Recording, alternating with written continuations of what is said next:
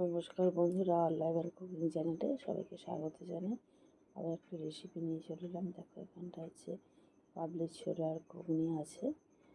খুব কম সময়ে কীভাবে আমি এটা করেছি তোমাদেরকে সেটাই শেয়ার করছি। আর এখানটা চানাটাকে আগে ভিজিয়ে রেখেছিলাম, নিয়ে শীতে জাস্ট একটা সিটি দিয়ে নিয়েছি। দেখো, প্রথমে আমি কড়াতে তেল দিলাম, তার শুকনো লঙ্কা, তেজপাতা, একটু হিং আর সামান্য জিরে দিয়েছি, গোটা জিরে দিয়ে পেঁয়াজ দিয়ে ভালো করে নেড়ে চেড়ে নেবো। এটা ভালো করে ভেজে নিতে হবে কিছুক্ষণ ধরে। তারপরে দেখো, রসুনকে কিছুটা থেতো করে নিয়েছি, নিয়ে সেটাকেও ভেজে নেব। খুব বেশিক্ষণ মশলা দেওয়ার দরকার হয় না। এবার কেটে ডুমো করে আরও কেটে রেখেছিলাম, সেইগুলোকে দিয়ে এই মশলাটার সঙ্গে আরও ভালো করে ভেজে নেব। এখানে ভাজ দেবো খুব ভালোভাবে, যাতে কাঁচা আলুর গন্ধটা চলে যায়। দেখতেই পাচ্ছ ভালো করে ভাজা হয়ে গেছে। এই সময় আমি তেজপাতাটাকে একটু তুলে রেখে দিয়েছি, দিয়ে পরে এটাকে আবার দিয়ে দেবো। দেখো, একটা টমেটো আমি কুচিয়ে রেখেছিলাম, সেটাকে আমি দিয়ে দিচ্ছি। এই টমেটো দেওয়ার পরে আলু আর টমেটো খুব ভালো করে আরও কিছুক্ষণ ভেজে নিতে হবে। এখানে বেশি মশলার আর প্রয়োজনই নাই। খেতে খুবই ভালো লাগে নিরামিষ দিনে বা অন্য সময়। এটা সহজে লুচি, পরোটা, রুটির সঙ্গে খাওয়া যায়। দেখতেই পাচ্ছ। এবার আদা বাটা দিয়ে দিলাম, দিয়ে আরও কিছুক্ষণ আমি ভালো করে মশলাটার সঙ্গে কষিয়ে নেব।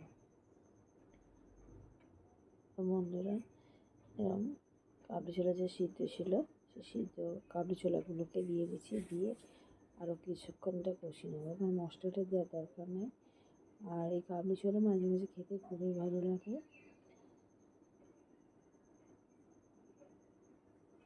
এখানে ভাজাটা যেন খুব ভালোভাবে হয়, কষানো যত ভালো হবে চিকেন ততই খেতে ভালো লাগে। এখানে হলুদ গুঁড়ো দিয়ে দিলাম,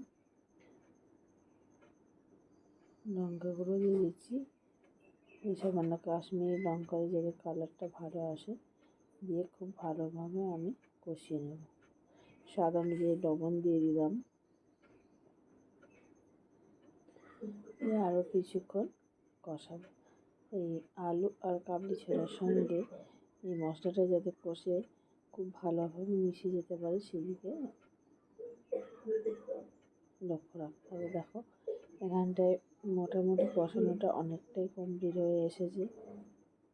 আর যেহেতু কাবলি ছোলাটা আগে থেকে সিদ্ধ ছিল, তাই খুব বেশি কষানোর প্রয়োজন নেই। আর মশলাটা যাতে ভালোভাবে কষা যায় সেই দিকে লক্ষ্য রাখতে হবে। দেখো, এখানটায় মোটামুটি কষানো কমপ্লিট হয়ে এসছে। এবার আমি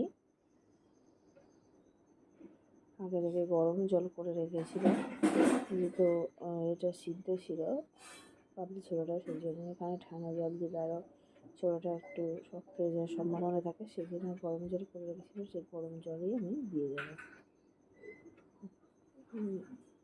জলটা যে যার পরিমাণ অনুযায়ী দেবে, যে যেমন গ্রেভি রাখতে চাও সে তেমনই দেবে। দিয়ে দিলাম, দিয়ে এখানটা প্রায় আরও মিনিট দিয়ে আমি ফুটতে দেবো। খুব বেশি ফোটানোর দরকার নেই। দেখো, এখানে করছে এবং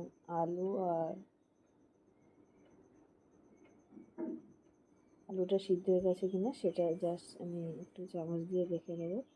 তাহলে রেডি হয়ে যাবে আমার এই কাবলি ছোলার ঘুগনি। বন্ধুরা, সামান্য চানা মশলা আর গরম মশলা দিয়ে দিলাম।